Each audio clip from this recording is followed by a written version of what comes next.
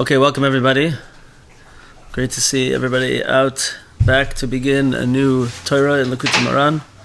Always a very special time. You want a tea? I have, thank you. This Torah, Chaf Zayin, in the first section of Likutei Moharan, lesson number 27, is we're starting a brand new lesson over here, Torah Chaf Zayin, 27 in Likutei Moharan. However, interestingly, this Torah is based on the same statement from the wise men of Athens, the subverted, as lesson 26 was. If you remember, lesson 26 was short. We did it in one day, and it was sweet. But now, lesson 27 takes the same statement from the wise men of Athens and really expands upon it in a much greater way. So we'll get right into that.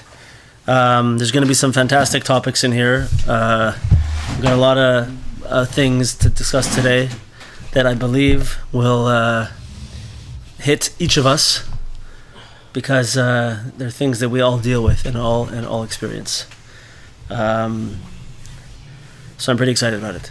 So we'll have a lot of discussion that's going to be off the page, but Mitzvah Shem, it'll come out good. Okay, so let's start. Ritzitza demayis beveusa.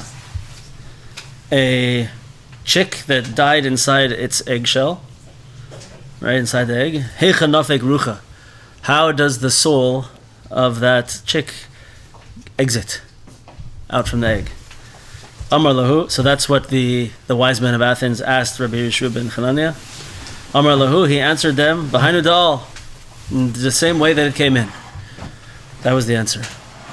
So remember, this is the statement of the wise men of Athens asking the wisest of all of the rabbis. So there must be something deep to this. We're going to leave this statement alone, like we often do in Rabbi Nachman's writings, and we're not going to come back to it till the very end. So just keep in mind, that's the beginning. Okay, let's go. Aleph. By the way, if you have the book, the Likutei Moharan BRI 1, it's page 144 in volume 4. If not, if you have a Hebrew one, it's Torah Chaf Zayin, Ois Aleph. Okay, here we go. Says Likutei Moharan, Ki limshach es kol ha'olam la'avoidasai la'avdoi b'shchem echad.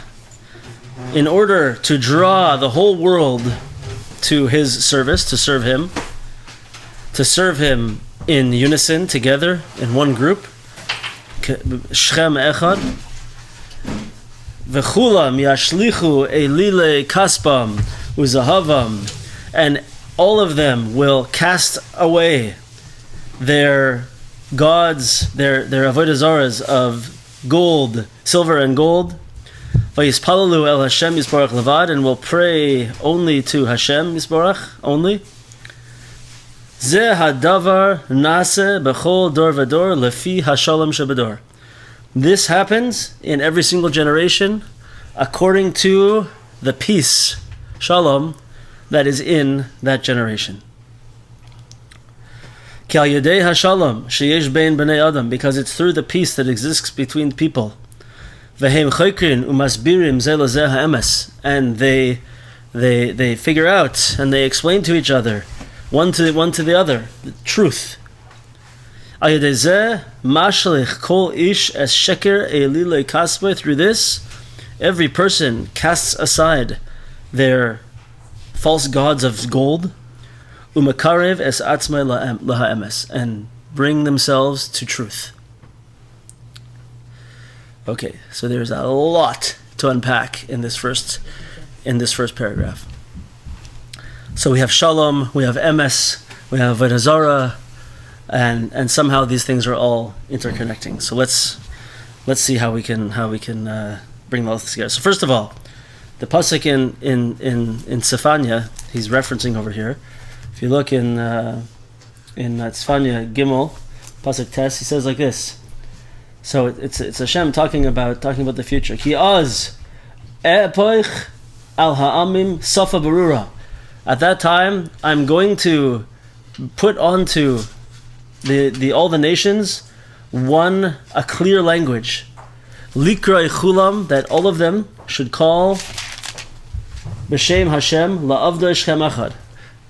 All of them should call out the name of Hashem, Shem echad, in one group.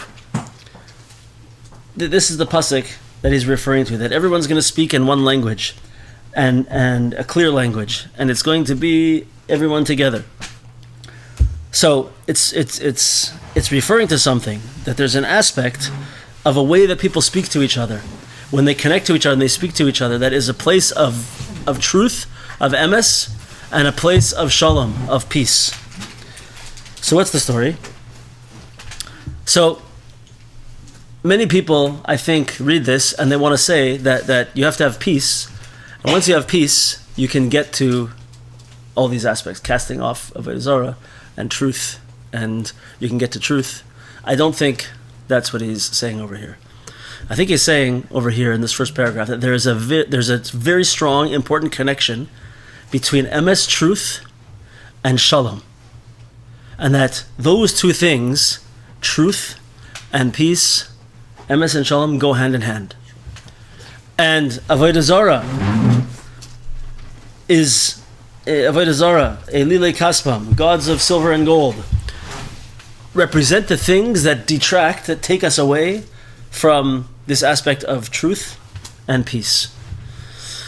So let's say like this. Okay, I hope we can understand this well. Like this. When a person is only seeking truth, when a person is at peace and they're only seeking truth, then the way that person interacts with other people is in a way of peace. Right? Meaning what? I don't have anything to prove. I'm at peace. Right? I don't have anything to prove. I don't have anything pulling me anywhere. So I can have a discussion with you, and we can even disagree. And I can hear what you have to say, and I can say, oh, maybe you're right. Great. Baruch Hashem, we're getting closer to truth. Right? If I am a person who has nothing pulling me any other way, right? So I can look towards truth, and I can gain from another person, and I don't have to fight. I don't have to have machlokes, because nothing's pulling me any other way. What are things that pull me into the world of sheker, the world of falsehood and lies? What are things that make me exist in a way where I'm not going to tell the truth? Ego. Right. So the words he's using over here is avoda zara, right? What are things that we know are practical nowadays? Now that we don't have, for the most part, actual idols to serve. What are things that we relate to that? Money, ego. Sports. What? Sports, yeah, sure, sports, Food. absolutely. So desires, money, big one, ego, and certainly anger also. Anger is a big one, right? These are things that throughout, sometimes it's Gemara, sometimes it's Pirkei Avos speaks about this a little bit. Throughout, the Svarim, these things are connected to the concept. Rabbi Nachman speaks about it a lot, of avoda zara. So, let's think about it for a second. Money is a huge one, right? Everybody knows that money sometimes can bring out the worst in people. Many businesses, partnerships have split up with hatred because of money. Families, marriages have split up because of issues with money. Right? Money has the power to really bring something out from us. It has a pull to it that causes us to do things that we normally would not do. Right? It's interesting. I was just remembering that there's a halacha when, let's say, you have a charitable organization, right? There's rules about how, in halacha, about how money is handled in a Jewish charitable organization. You can't open a community fund, let's say. You can't have a shul that's a charity and only one person has control of the money. It has to be that there are at least two people who are a check and balance on each other. Why? I know there's a rabbi who's opening a synagogue. Big Rosh Yeshiva is starting. He's a big white beard, holy guy, right? He's starting, but no, there's a rule. You can't do that. Even in the Beis HaMikdash, there had to be a certain way that they had so that no one person, they weren't allowed to have pockets. The Kohanim who would go into this one place where everything was kept. Right? But what are you talking about? It's the Beis HaMikdash.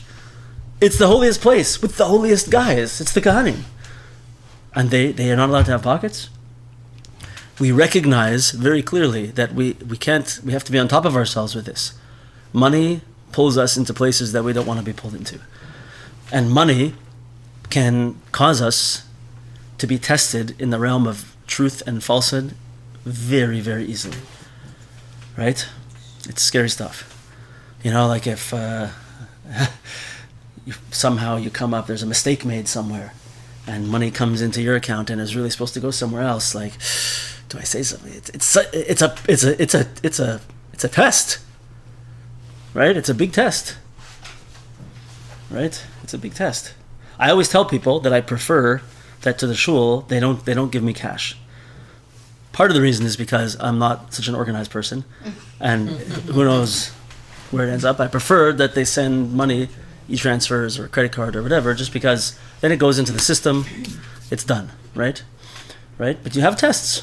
We have tests in this realm, and we can be so money is something that we can say, I want to be a person of truth, right? And I want to interact with everybody with truth. Money is one of those things that can pull us away, that can cause us to lie to people that we know, that we've known for a long time, because it also leads to the other things also. So what else did we say? They're all totally true. Anger, for sure. So let's do anger and ego together. Anger and ego go hand in hand very often, but not always. So what does ego do? I know we talk about this concept a lot, but it's an important concept. What does ego do for us? Right? Ego causes us, usually ego causes us to do one of two things. Either to make ourselves very big, right? Or to make ourselves very small. Why? Because if I'm a humble person, and I already know, I have emunah, I know that Hashem runs the world, whatever talents Hashem gave me, or the opposite, struggles, challenges He gave me, okay, it's just Hashem made me as I am. So I'm going to go about my life. I'm going to do the things that I think I can do, right? And if I'm not good at something, okay. Hashem didn't give me the talent to be in the Super Bowl, okay? Or even as the halftime performer. Nothing. I don't get to go to the Super Bowl at all, right? Okay, so he didn't give me that talent. No problem. Right? I don't have to worry about that. But when a person has deals with certain types of, nowadays they will say the words, a person who deals with traumas and abuses in their childhood. In the old days, it was just life. But I'm not minimizing it. It literally affects the rest of your life, right? These things that happen. So sometimes we get to a place where as a little kid, sweet little kid, when they're like 1 to 2 years old, like they don't care about anything, right? And they're out there doing what they want to do and making noise, and they run around naked. They don't care, right? And then they get to a certain age, and they start to realize that people look at them, and they start to get self-conscious, and maybe I always like to phrase it in this way that when you have an innocent kid, and that innocent kid makes friends with somebody, and they begin to talk to that person, and they tell them over their heartfelt secrets. They tell them over things about themselves without any worry, without thinking. And then that other kid goes now and betrays them, blabs it to everybody else or does whatever they do. It's the first time that little child has experienced betrayal. So what does that do? That hurts. That tells that kid, I'm not doing that again. I am not letting anyone see inside in who I really am ever again. Right? And so what does a kid do? Could do a couple things. He may go one way and make himself very big and put on a facade of being powerful and big and strong so that nobody can get in. That's one way. Right? The other way is that this, for the same reason. He doesn't want anyone seeing what's inside. Doesn't want anyone getting in. So they become timid and they withdraw and stay away from everybody. Right? Either one of these ways, this is an issue of an aspect of ego, where that my self, right, is not comfortable with itself. Right? Why? Because I think I'm something that can be hurt. I think that I have responsibility. It's all up to me. And it's all up to me to be accepted. It's all up to me. If I don't do what I'm supposed to do, no one's going to like me. No one's going to, right? That's not a humble person. That's a person with the biggest ego. And it's going to express itself in either of these ways. Whereas a humble person, right, is okay. Doesn't matter. I'm not, I can go and I can speak my mind. I can go and I can sing in front of people. I can daven loudly in front of people. I can do whatever I need to do in front of people, because it's just I'm using what Hashem gave me. If you like it, great. If not, okay. It's Hashem. It's not me. Don't we all carry a facade? To a certain extent, for sure. I mean, the truth of the For matter sure. is that, like my son, he's a great guy now, and he's great. He was always great. But, Yeah. there were times we had challenges like anybody else. And he'd go to somebody's house, and the parent would come over and say, "Oh, your son's so beautiful." Oh, okay, that's nice. And I'm like wondering, but he knows how to act. We all know how to act amongst each other. It's a facade. We don't share ourselves completely. To a certain extent, we all have some type of facade, for sure. But the way it works best is when we don't have to have that. The way it works best, because when we put up on a facade, this is what we're doing. We're putting out something false. And I'm worried about how I'm going to be perceived, or I'm worried about my personal security. So I lie. Sometimes it's little things, and it's just I'm acting in a certain way. But sometimes it gets much worse, and we're just living in a world of falsehood. People can have arguments nowadays a lot about politics, about wars, about whatever it is, religion, you name it, right? And sometimes no one is interested in truth. Right. No one is interested in being like, oh, what do you have to say that might help me to understand things better? No one cares. You're not on my page. Fight, protest, cancel. Yeah. Not necessarily in that order. Right? But it's not a desire to find truth. Because why? Because I'm triggered. I have to stand up and fight and protect. Right? But so this is what we're saying. All these things bring us to the problem. Money, ego, anger, right? What else do we say? Desires. Right? Physical desires or other kinds of desires. Right? We don't have to say, we're going to come on to this a little later in this Torah. We don't have to say how many relationships, marriages, and families have been split apart because of adultery. Whether it's a desire for what's it called? Intimacy, emotionally or physically, whatever it is. That desire will pull us to a place of absolute sheker. Right? And people who are involved in adulterous relationships, they keep up a lie for however long until it gets found out, and then crash. Boom. Done. Right? All of these things are the type of things that we relate to in a way of avoda zara. Avoda zara was such a thing, such a pull that we don't understand nowadays, that one could not stop themselves from being drawn into idol worship, avoda zara. It was so powerful. This is the test that we have with money. This is the test that we have with ego and anger. This is the test that we have with desires nowadays, right? This is how they come out. And so long as I allow myself to be tainted and pulled in by those aspects of modern day avoda zara, idolatry, I cannot exist in a state of peace and truth. There's no peace. There's no peace, right? I'm always worried about how I'm being perceived. I'm always trying to act in a certain way, or I'm always hiding and trying to go behind, the other person's back with money and with desires, and imagine someone who's cheating in their business against their business partners, or who's cheating on their spouse in the adultery. Their whole life they're constantly on edge. They're not at peace because they're always hiding, and they're always on the verge of being found out.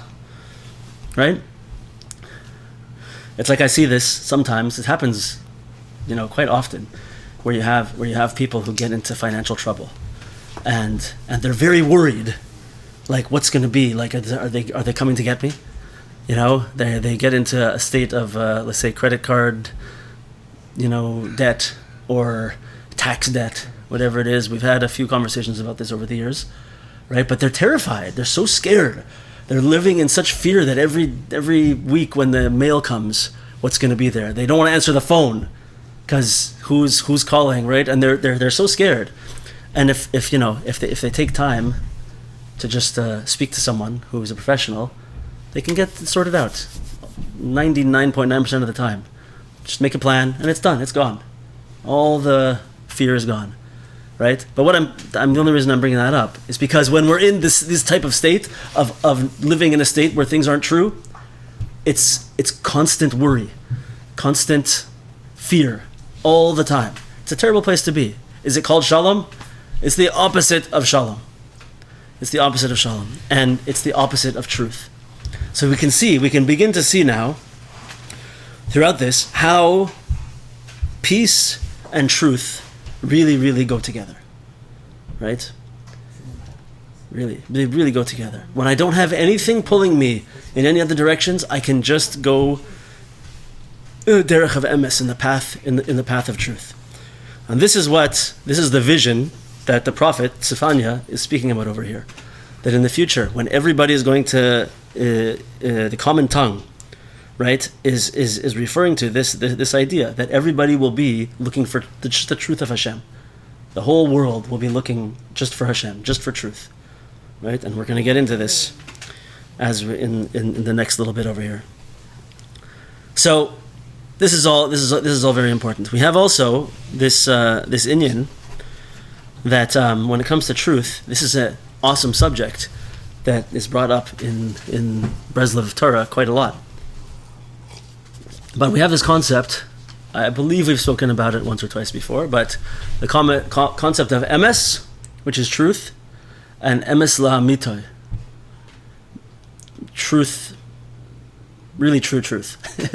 Truth of all truths. Ultimate truth, really, is probably how you would say it, right? I'm just making a joke. But the way it comes out is like this. And this is, I believe, super duper important point that really we can all see ourselves in this point for sure. And that is that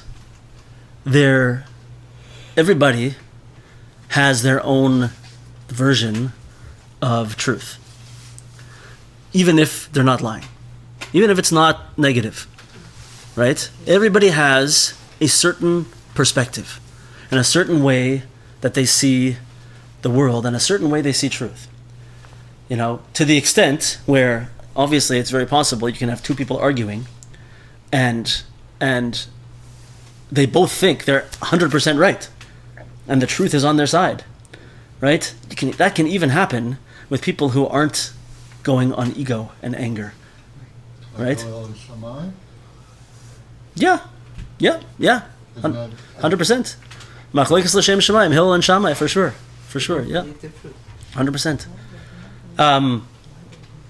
Like a obvious, some funny examples that are kind of obvious, like that we mentioned before a few times. But depending on your perspective, right? If you don't know that let's say like this. I got a new one, a new mashal.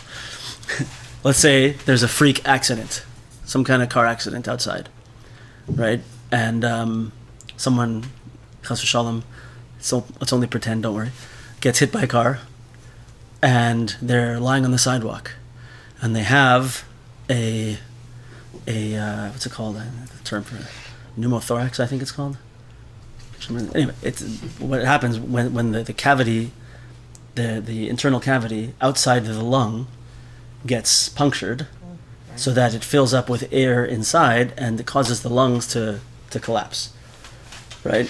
So this is that famous thing where they have to stick a tube in to the side of the chest to allow the air to come out, to release the pressure, so the lungs can reinflate.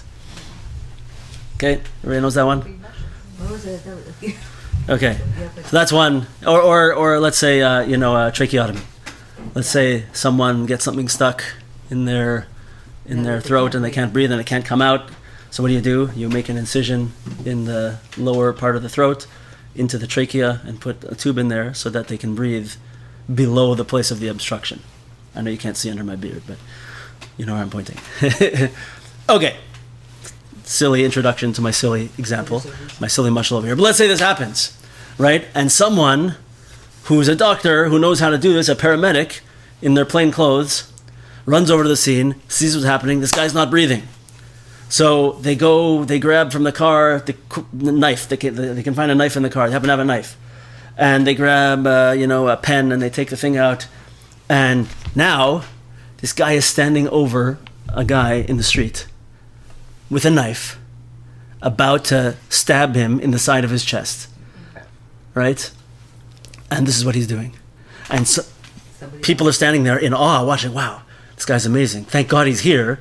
He knows what he's doing. But there's another guy who just walks onto the scene afterwards and sees from his perspective, he runs over and tackles the guy and takes him off and starts beating him up.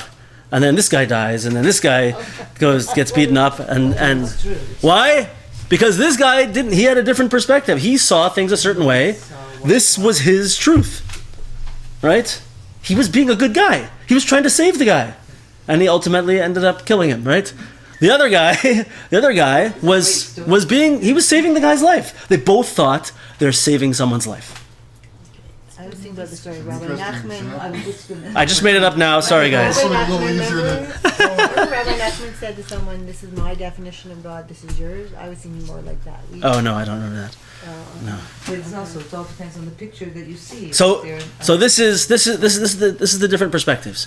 We all have a different perspective where we came from, the way that we see things. We all have a different idea of what truth is, right? So there's all these different truths, and the good news is that if we try to remain distant from all this aspect of avoda zara, all these things that pull us away from peace, from humility, right?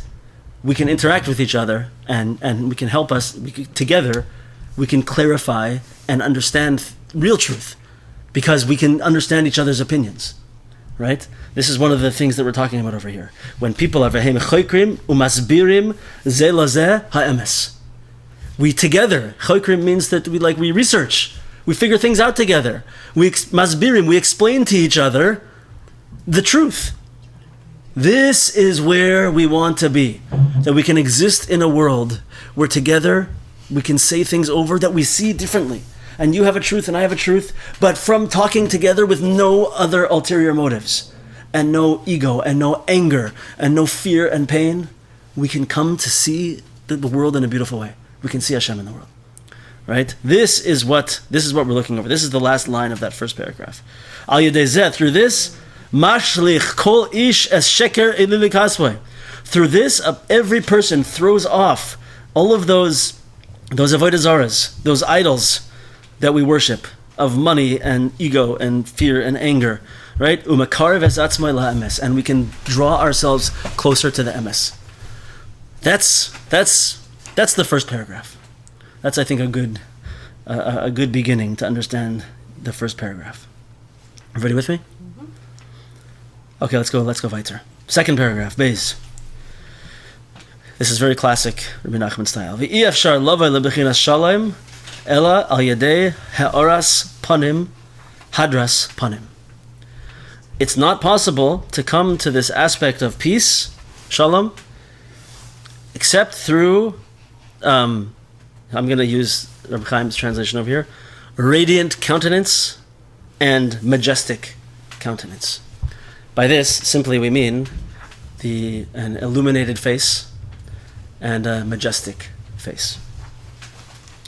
So we're not really yet talking about each other's faces here. We're talking about this concept of ha'aras panim. So if you want to see something about this, you can look at note 5 in the English version over here. It's very good. But so when we're talking about this illumination, we're talking about the light that comes down from the highest partsuf in the Kabbalistic system, which is called Arich Anpin. One of the highest, anyway. So we know, in Kabbalah, right, the whole system of Kabbalah is the way that the infinite light of Hashem is drawn down into the world, and that light becomes creation, that light becomes all the universe, and that light eventually becomes us, and eventually becomes the energy, the blessing that Hashem puts into the world, is that light, right? And it goes from the highest world of Atzilus to the lowest world of Asiya, and each one of those worlds is built up of these 5 partsufim, right? Of Keser, which is called Arich Anpin over here, Abba ve'ima, Zera Anpin, and Nukva or Malchus, right? So they all are emanations of the light. But Arich Anpin is the highest level emanation of the light of Hashem. It's the highest light of Hashem. And so, by the way, Arich Anpin means the big face, the large face of Hashem. Zer Anpin, which means the small face, and Arich Anpin means the big face, not obviously in size, but meaning this is the great revelation of the face of Hashem versus the smaller revelation of the face of Hashem. Arich Anpin is the big light. And it's from the face of Arich Anpin, of this partsuf, which is, of course, we all know it's not physical. We're talking about spiritual concepts, and a flow of energy is even already not correct, but we're understanding it in the best way we can. Right? So Arich Anpin, this partsuf of Keser, Arich Anpin, is the face, the revelation of the light of the face. This is what we're referring to when we say Ha'aras Panim or Hadras Panim. Illuminated face or majestic face. We're talking about this. And this represents also the absolute truth of Hashem. We all have our own perspective and truth, but there is such a thing, which is the absolute truth, which is way, way, way above us and our perspectives. It's just the emanation of light from the infinite Hashem into the world that is 100% truth, 100% and beyond truth. So this Or HaPanim is that aspect, right? Is that supposed to be on us, Or HaPanim, or is that the spiritual? Let's keep going, and we'll see. Okay. It's a bit of a complicated subject over here. We're talking about Kabbalah, and hopefully we'll bring it in. Hopefully bring it down. So once again, the Or HaPanim we're talking about here, the Ha'aras Panim, Hadras Panim, is the emanation of the highest level of the light of Hashem from that aspect of Kabbalah which is referred to as a face. That illumination coming from that face of the highest levels of Kabbalah is the highest level of emanation of light that comes into creation. And therefore, it's absolute truth. That's the face that we're talking about. It's not a real face. It's actually not true. Really, it is the realist face. Our faces are just a mushal for reality. But anyway, let's leave that aside. So this is where we are. V'zeh. So let's go a little farther and see how this plays out. V'zeh v'yavo Yaakov shalem ir Shechem. This is also what the pasuk says in Bereshis, that Yaakov came shalem, whole, complete, to the city of Shechem. So if you remember, the pasuk in Sephania that was talking about the future, when everything's going to be one. right? Everybody's going to be on the same page of truth and peace. The word was Shchem Echad. Shchem means one group, one united group, I guess. I don't know. Right? So, Visarusa shel bechinas la'avdoi Shchem Echad, like we just said. So what does that mean? Hu al yedei shalom. To get to this place, to come to the aspect of Shchem Echad, of absolute oneness, where we're all only looking for this one truth of Hashem, right? It has to come through the inyan of shalom, of peace. Vayava Yaakov shalom ir Shchem. You have to have shlemus, shalom, to get to this aspect of Shchem Echad, of oneness. Okay? Just stay with me. One more step or two. V'shalom hu al yedei bechinas Yaakov. And how do we get to shalom? How do we get to peace? Is through the concept of Yaakov. This is all these things that are in this pasuk. What does Yaakov have to do with this? What's the story? Shehu ha'aras panim. Yaakov is the representation of ha'aras panim, of this illuminated face, this illumination of spiritual light coming from the highest level. Why is this Yaakov? Who knows? If you read ahead, you know already. Bechinas shufre de Yaakov ke'ein shufre de Adam. So the Medrash tells us, listen to this, the Medrash tells us that the face of Yaakov Avinu, our father Yaakov, radiated light in the same way as the face of Adam HaRishon in Gan Eden. He had the same face, in a certain sense, as Adam HaRishon. Right? This is what the Medrash says. And he said, and it says about the light. Check out note number 8 over here if you want to see it.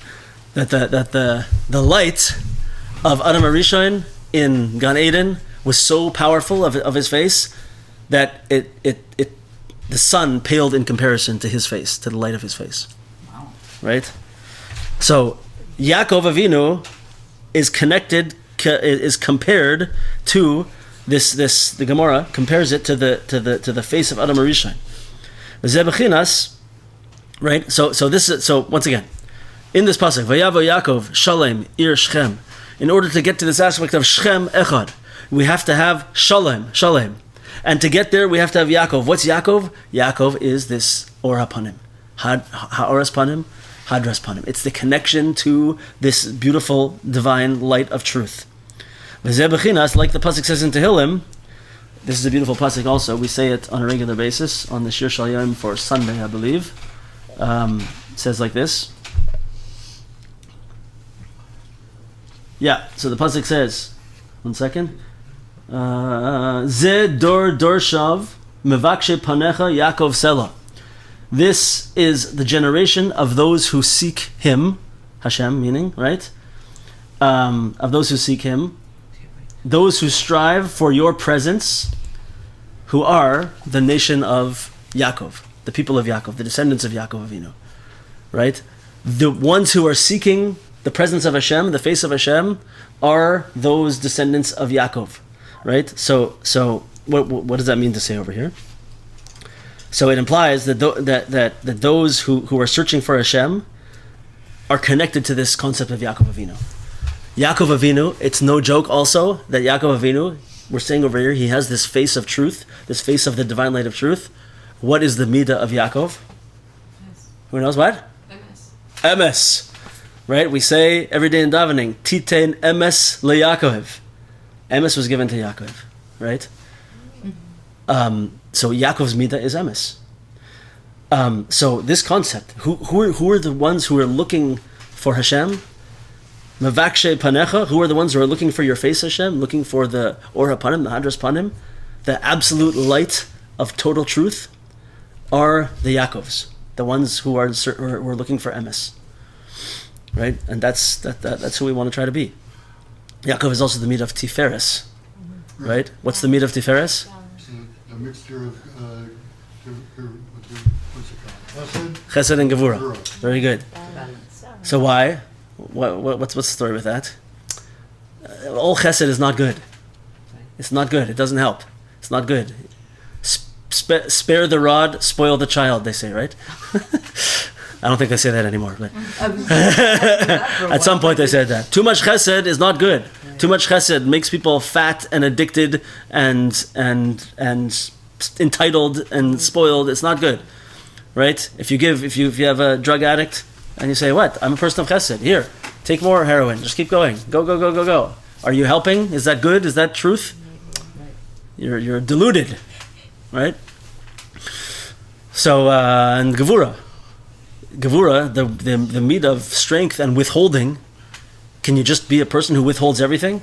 You don't give them any. You don't. I'm not using the drug addict as the example now, but with kids, right? You're raising your kids, or you have a spouse, right? You can't always withhold, right? It doesn't work. Sometimes you have to withhold, right? If your child is running out into the street, what do? You grab them and you reef them out of the way of the cars. It might even hurt, right? But you don't do that all the time. You don't say, "Come on, we're going shopping," and right? You can't always have gevura. You can't always have chesed. Those are not positive aspects, and they're not being used in the right way, right? But when you bring them together, and you use the lashon of Kabbalah, right, is that you shape the chesed in a vessel of gevura. You package it in a vessel of restraint. Now it's the way it's supposed to be. Now it's right. It's not being pulled this way. It's not being pulled that way. It's right where it should be. So in that way, it's a little bit abstract, but Tiferes is connected to MS also. It's not being pulled this way. It's not being pulled that way. It's just where it's supposed to be. So this is the union of Yaakov. So this is the whole thing over here. We want to be in a situation where we want to develop ourselves so that we grow and continue to grow, so that we are connecting ourselves to that emanation of absolute truth on whatever level we are able to do it at, right? So the big tzaddikim, they can really connect to that. And how do they know, what's going to be, how do they almost have prophecy and have all these amazing abilities? Because they're really connected to that absolute high-level light of HaKadosh Baruch Hu. But we can all do it, and we can strive for it to get us onto that path where we are able to live. Why do we want to do it? What's the side benefit? Right? Peace. Yeah. We can have peace. The problem is that you're in an environment, and the environment, you have to keep the facade in the environment. You're stuck. Yeah. You have that environment. Is that not right? I would say no, and it's hard, but when a person begins to break away from that, from having to put up a facade wherever you are, you begin not only does a person begin to feel better, but people will like you more, and you'll be able to connect with people more, right? It's all gonna really, when you start to open and not have that stuff, things get better. We think that we need to keep it up, but we don't. And the longer we keep it up, the worse things get. Is the way I see it. Let's go a little weiter. We have a few more minutes left. Oopsies. Okay. So we want to get to this place where we are holy people, and we are not pulled by avoda zara and anger and fear and money, and we are humble, and we only connect with people with truth and with peace. That's who we want to be. That's the path that Rabbi Nachman is creating for us. So what's going to be the step that's going to get us on this path is the next step. V'hadras panim zeh. So this hadras panim that we're talking about, this majestic countenance, zeh bechinas durushe haTorah. This is an aspect, or corresponds to, Drushe HaTorah, drushes, Torah expositions, he says it over here. Deep understanding of Torah. Why? How do these things connect? HaTorah nidreshes b'shloish esrei midos. The Torah, the way that the Torah is learned, at its base, is from the 13 attributes, 13 principles of Torah elucidation.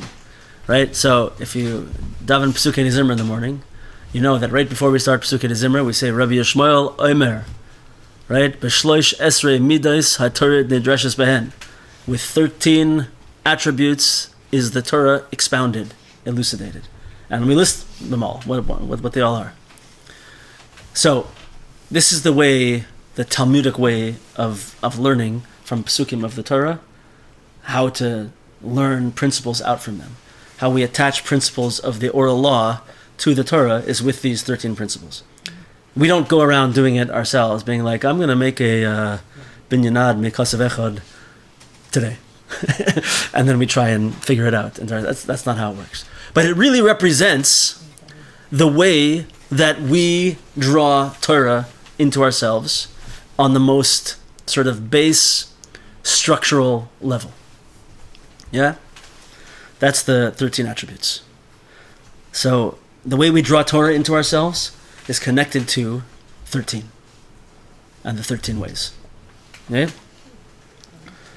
Hanimshachim mitresar tikune dikna, that are drawn down from the 13 rectifications of the supernal beard.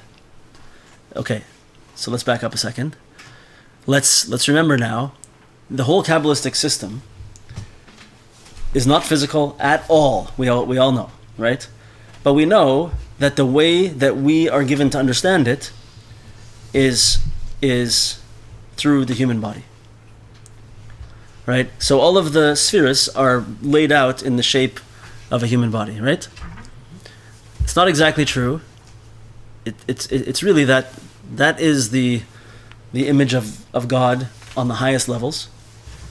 And we are created that way because that's the reality of the highest levels of creation and God.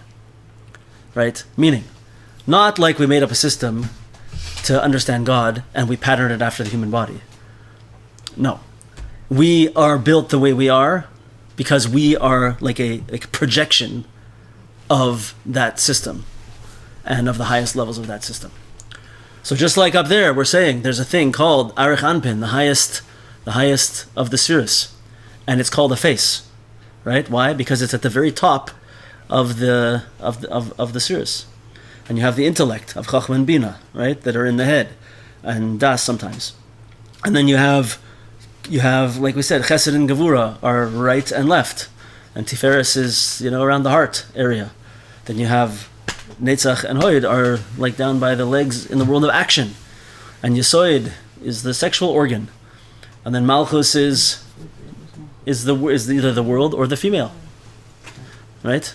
And it's all patterned after the human body. So just like you have a face up there, and the illumination of that face is the place where this illumination, this light of truth comes down into the world.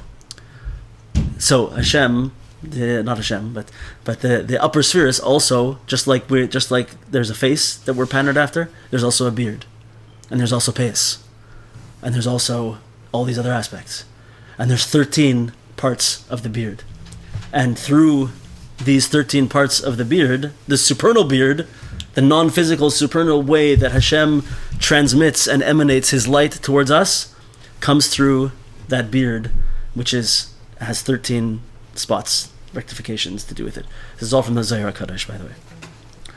Right? So those 13 ways that we draw down the Torah, why are there 13 ways to draw down the light of the Torah into the world? Because there's 13 rectifications of the beard in the upper worlds. And that light that comes through that system of the beard has to be drawn down in those 13 ways. So automatically there's 13 interpretive methods that the Torah can be learned. Right? 13 is the way we draw down this light. This is the 13th principle as well? There are certain gematrias that go along with it. It's not the principles of faith you're referring to, it's something else. No, they're probably connected. Those were put by the Rambam, but they're probably connected. Okay. But there's one more. What are you saying? 13 gates of going into Jerusalem. Okay, sure, yeah. What about Tomer Devorah? So there's the real one that's connected to this also is the 13 attributes of mercy. Oh yeah, the 13 attributes of mercy. Shlosh esrei midos rachamim. right? So we say this all the time during the holidays, certain holidays. Hashem, Kel, Rachum, V'chanu, Ner Chapayim, Rav Chesed, right? All these things. Those are the 13 attributes of mercy. That's the way that Hashem's rachamim, mercy, comes into the world, which is also a drawing down of this very high level light of Hashem, right? It's top level light. Why? Because Hashem sets up the world in a way that if you do things right, things go good. If you do things wrong, you're in trouble. The mercy of Hashem overrides the system. It's from above. It's from the top, right? So you want to draw down. We want to draw down it's the way we draw down that light is also through this concept of 13. It's also connected to the beard, the supernal beard. So it's why, by the way, that Kabbalists and Hasidim do not cut their beards at all, because it's an aspect. This is why it's a representation. Cutting a beard, in a certain sense, like those spheres are not physical, but our bodies are representations of them. And they're the lowest level emanation of them. So if a Jew cuts off their beard, they're cutting off some of that flow. If a Jew does anything like this, if a Jew doesn't have a circumcision, for example, there's a blockage, a spiritual blockage as well as a physical blockage. If all these things, there's all the mitzvahs that are connected to different parts of our body, right? So if we don't do those mitzvahs, we're cutting off the flow through that part of our body also. Everything that we have in the physical world, our physical being is connected to our spiritual being and connected to the flow of blessing. So, right? So the face, the main point over here, we're getting on a bit of a tangent, but the main point over here is that the face is connected to the beard. And the 13 attributes of the Torah, 13 attributes of mercy are drawn down through that concept. But it's all from the Ha'aras Panim, the Hadras Panim. And so we're going to see now. It says, V'chinas Hadras Panim, K'moisha Kasev, like the Pasuk says, V'hadarta Panei Zakein. So this Pasuk is the Pasuk in Vayikra, and it says over there that you should show reverence, I guess, that's the word he uses, for the face of an elder. Meaning, when you are involved with an elder, a wise old person, you have to revere them. You should show reverence to the face of the elder. Respect for your elders, but reverence even on a higher level, right? But this pasuk gets darshaned a lot. In fact, there's a book someone wrote on all the laws of the beard and shaving and all this kind of thing, and the name of this book is called Hadras Panei Zakan. It's because the drasha over here that goes in this pasuk is this idea that v'hadarta panei zakein is v'hadras panav, the majestic aspect of the face, is the zakan, the beard. Zakan is the word for beard, and zakein is the word for elder. Right? Hadras panei zakan. Right? That the beard is the place of splendor of the face. So everything is drawn down through the aspect of the beard. Zakein and zakan are connected to, that means elder and beard are connected to the concept of hadras panim, or panim, of this high level light. That's where we're being led over here. What time is it? So we'll do what I like to do, which is just to get a tease about what the next part's going to be, because we're running out of time. Daled says like this. Ulafi hizdachus chachmasai b'shloish esrei midas elu, to the extent that a person is able to purify, and there's a better word here, refine their wisdom, their chachma, their intellect, through this concept of the 13 ways of learning the Torah. Kain hizdachus kol rinasai. So will his voice of song, his ability to use his voice for singing and crying to Hashem, will also be refined. What does that mean? Let's just see for a second before we get any further. V'chinas zakein. So the Gemara says like this. The word zakein means an elder, a wise elder person. Why? Why is it called zaken? Because ze kana chachmasa. Because he ze acquired his wisdom. Ze kane zaken. Right? That's where the word comes from. Because why? And why is it wisdom? Because we all know that im das chasarta ma kanisa. If you're lacking das, what have you acquired? Nothing. If you don't have das, if you don't have good integrated deep knowledge, you don't have anything.